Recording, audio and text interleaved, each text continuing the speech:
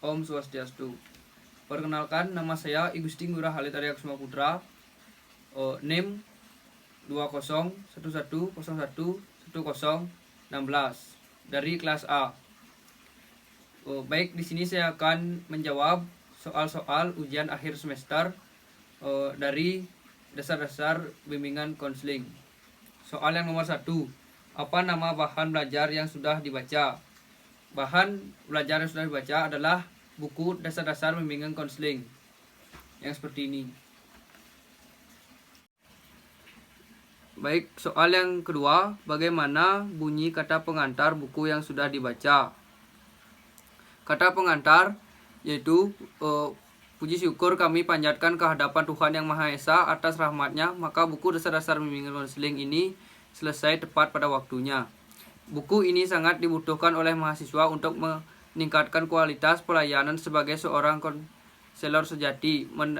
Mendalami dasar-dasar bimbingan konseling ini membawa dampak berarti terhadap kemampuan dalam pemahaman untuk pelayanan konseling di sekolah. Akhir kata, semoga buku ini memperkaya pemahaman calon konselor dalam menangani siswa di sekolah. Singaraja, September 2020. Penulis Profesor Dr. Iketut Darsana MPD Kons. Soal nomor 3, apa isi dari daftar isi buku itu?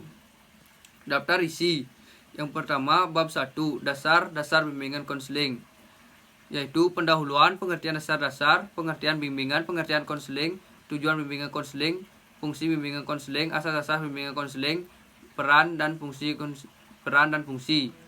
Bab 2, landasan bimbingan konseling, pendahuluan, landasan filosofis, landasan hukum bimbingan konseling, landasan sosial budaya, landasan ilmiah dan teknologi, landasan pedagogis. Bab 3, jenis-jenis layanan bimbingan konseling, pendahuluan, operasional layanan bimbingan konseling. Bab 4, kegiatan pendukung bimbingan konseling, pendahuluan, jenis kegiatan pendukung. Bab 5, bidang-bidang bimbingan konseling, pendahuluan, jenis-jenis bidang bimbingan konseling. Bab 6, kode etik konselor Indonesia, pendahuluan, kualifikasi dan kegiatan profesional. Bab 7, hubungan profesi bimbingan konseling, pendahuluan, profesi BK dengan profesi kesehatan, profesi BK dengan psikologi, profesi BK dengan psikoterapi. Bab 8, contoh-contoh kasus dalam bimbingan konseling. Bab 9, teori dan teknik konseling, yaitu strategi modifikasi kognitif, teori konseling psikoanalisa, teori konseling SEP, teori konseling kelompok psikodinamika, teori konseling berpusat pada pribadi, teori konseling Gestalt, teori konseling analisis transaksional, teori konseling realita, teori konseling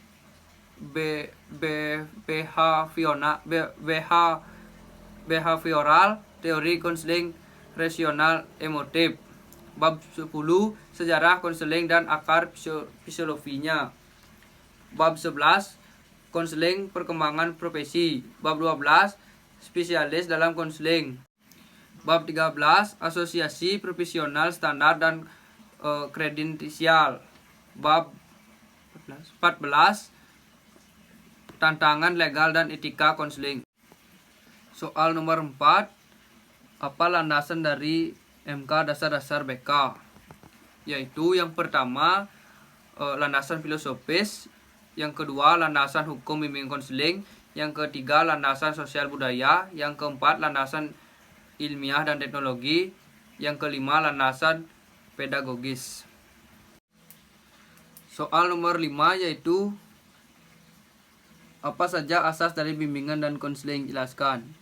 Asas-asas bimbingan konseling ada 12, yaitu yang pertama, asas kerahasiaan, asas yang menuntut dirahasiakannya segenap data dan keterangan siswa atau konseli. Yang kedua, asas kesukarelaan, asas yang mendekati adanya kesukaan dan kerelaan siswa konseli mengikuti atau menjalani layanan atau kegiatan yang diperlukan baginya.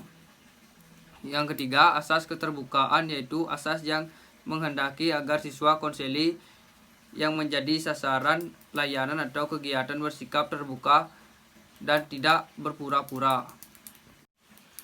Yang keempat, asas kegiatan, yaitu asas yang mendekati agar siswa atau konseli yang menjadi sasar layanan dapat berantisipasi aktif dan menyelenggarakan atau kegiatan bimbingan dan konseling. Yang kelima, asas kemandirian, yaitu asas yang menunjukkan kepada tujuan umum bimbingan dan konseling. Yang keenam, asas kekinian, yaitu asas yang menghendaki agar objek sasaran layanan bimbingan dan konseling, yakni permasalahan yang dihadapi siswa atau konseli adalah dalam kondisi sekarang. Nomor 7, asas kedinamisan, yaitu asas yang menghendaki agar isi layanan terhadap sasaran layanan siswa atau konseli hendaknya selalu bergerak maju, tidak menonton dan terus berkembang. Nomor 8, yang ke-8, asas keterpaduan, yaitu asas yang menghendaki agar berbagai layanan dan kegiatan bimbingan dan konseling baik yang dilakukan oleh guru bimbingan maupun pihak lain. Yang ke-9, asas kehormatifan, yaitu asas yang menghendaki agar seluruh layanan dan kegiatan bimbingan dan konseling didasarkan pada norma-norma, baik norma agama, hukum, peraturan adat istiadat. Yang ke-11, asas alih tangan kasus, yaitu asas yang menghendaki agar pihak-pihak yang tidak mampu menyelenggarakan layanan bimbingan dan konseling. Yang ke-12, asas tuturi handayani, yaitu asas yang menghendaki agar pelayanan bimbingan dan konseling secara keseluruhan dapat menciptakan suasana mengayomi atau memberikan rasa aman. Baik, soal yang nomor 6 adalah apa saja teori konseling yang ada dalam buku dasar-dasar bimbingan konseling? Sajikan. Teori dasar-dasar bimbingan konseling, yang pertama, teori konseling psikoanalisa. Yang kedua, teori konseling SLAP. Yang ketiga, teori konseling kelompok psikodinamika. Yang keempat, teori konseling berpusat pada pribadi. Yang kelima, teori konseling Gestalt. Yang keenam, teori konseling analisis transisional. Yang ketujuh, teori konseling realita. Yang ke-8, teori konseling behavioral. Yang ke-9, teori konseling rasional emotif.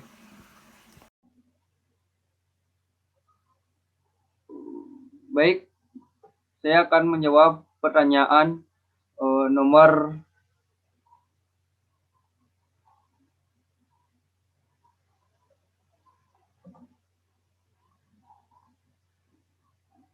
7, yaitu jelaskan tugas presentasi yang sudah kamu lakukan. Sajikan kirim PPT dan yang sudah direkam dalam link Zoom. Baik, di sini saya akan mempresentasikan bab 3, yaitu jenis-jenis layanan bimbingan dan konseling. Bersama teman saya, yaitu Gusti Ayu Anggita Nada Dewi dan saya sendiri. Apa yang akan kita pelajari kali ini? Pendahuluan jenis-jenis layanan dalam bimbingan konseling, yaitu operasional layanan bimbingan dan konseling, teknis yang dilakukan dalam layanan bimbingan konseling. Pendahuluan, pengertian. Layanan konseling adalah suatu layanan yang diberikan oleh seorang konselor kepada konseli dengan tujuan membantu konseli dan dalam menyelesaikan masalah. Adapun jenis-jenis layanan, yang pertama, layanan orientasi, yaitu layanan yang diberikan oleh konselor kepada konseli untuk memberikan hal-hal yang memungkinkan tingkah laku yang akan ditampilkan ke depan. Yang kedua, layanan informasi, yaitu salah satu layanan yang memberikan fasilitas kepada konseli dengan memberikan informasi yang diminta atau yang dibutuhkan oleh konseli. Yang ketiga, layanan penyaluran, yaitu serangkaian kegiatan bantuan yang diberikan kepada siswa agar siswa dapat memanfaatkan dan menyalurkan segala potensinya. Yang keempat, layanan penguasaan konten, yaitu layanan ini diberikan agar konseli memiliki keterampilan tertentu sehingga ke depan para konseli memiliki keahlian-keahlian yang dapat dijadikan sebagai kemampuan pribadinya. Yang kelima, layanan konseli individual, yaitu merupakan layanan salah satu pemberian bantuan secara perorangan dan secara langsung. Yang keenam, layanan bimbingan kelompok. Layanan yang memungkinkan jumlah peserta didik untuk bersama-sama mengumumkan pendapat tentang suatu yang membicarakan topik-topik penting. Split this voice here, yaitu layanan konseling kelompok. Layanan yang memungkinkan peserta didik memperoleh kesempatan untuk membahas dan mempengertasan permasalahan yang didalaminya melalui dinamika kelompok. Layanan konsultasi, yaitu layanan yang diberikan oleh seorang konselor kepada konseli. Layanan meditasi, yaitu layanan yang diberikan oleh konselor untuk mencari minta hak konseli. Layanan advokasi, yaitu layanan yang diberikan oleh konselor untuk mencari meminta hak konseli. Yang terakhir, operasional layanan dalam bimbingan dan konseling. Menurut Pratitno dalam Misono dan kawan-kawan 2015, secara umum operasional layanan dapat dilaksanakan sebagai berikut. Yang pertama, pengantaran. Yang kedua, penjajakan. Yang ketiga, penafsiran. Yang keempat, pembinaan. Dan yang kelima, penilaian. Baik, sekian presentasi dari kelompok dari saya. Apabila ada salah kata atau ucap, saya mohon maaf. Terima kasih.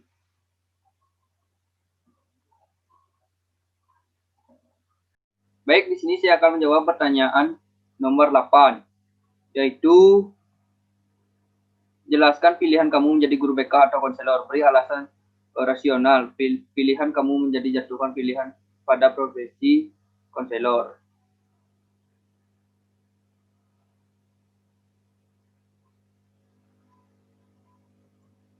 Alasan saya menjadi guru BK itu menjadi guru BK yang disenangi banyak siswa itu tergantung pada bagaimana cara guru menaruh posisi yang baik untuk siswanya. Misalnya saling berkomunikasi dengan siswa, saling mengayomi, dan mampu menjadi guru yang dapat memberikan fasilitas untuk setiap kebutuhan siswa. Jadi kedekatan antara guru BK dengan peserta didik itu dikatakan mudah jika seorang guru mampu memberikan layanan bimbingan serta materi disajikan dalam kategori yang cukup menarik atau motivasi sehingga dapat dikembangkan dengan keterampilan setiap guru. Baik, sekian jawaban dari saya. Terima kasih. Baik, di sini saya akan menjawab pertanyaan nomor 9, yaitu sebagai mahasiswa tahu mengapa Front Pembela Islam dinyatakan terlarang. Beri alasan dari kacamata pribadi dan undang-undang dan perilaku organisasi tersebut.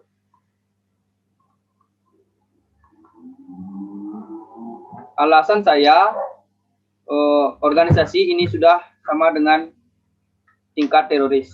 Terima kasih. Mari simak video selanjutnya.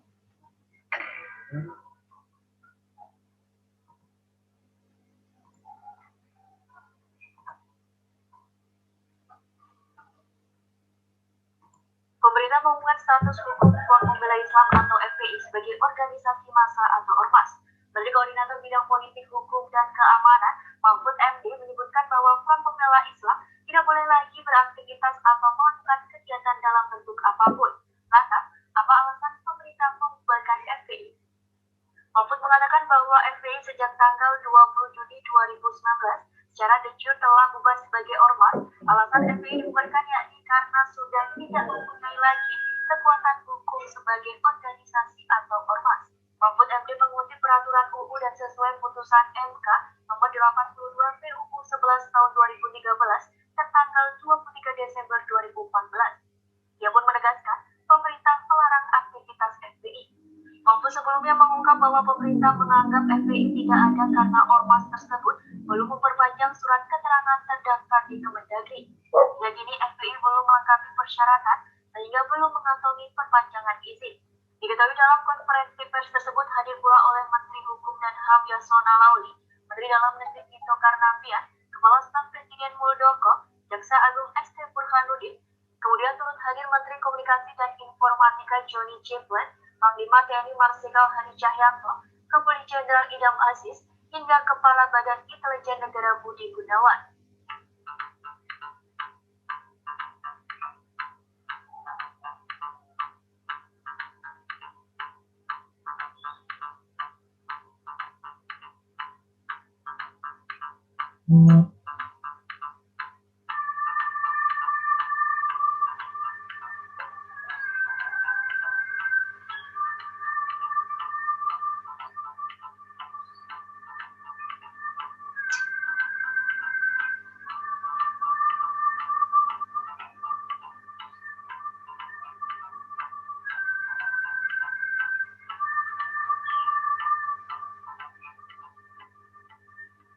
Ingin menyampaikan hal-hal berikut, bahwa FPI sejak tanggal 21 Juni tahun 2019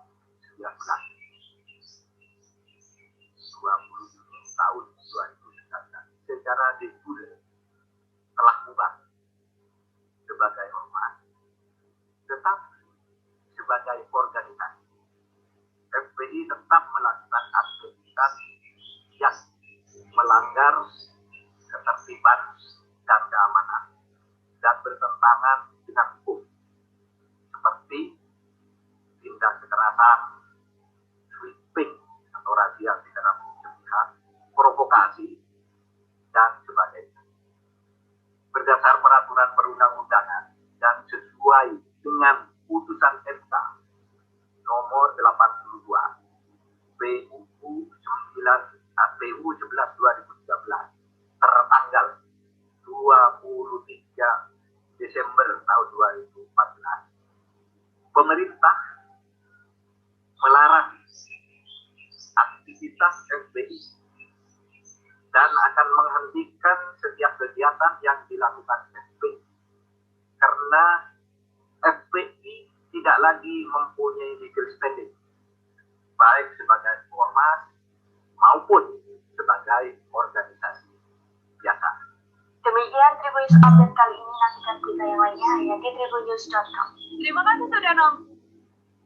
Baik, sekian jawaban ujian akhir semester dari pelajaran dasar-dasar bimbingan dan konseling.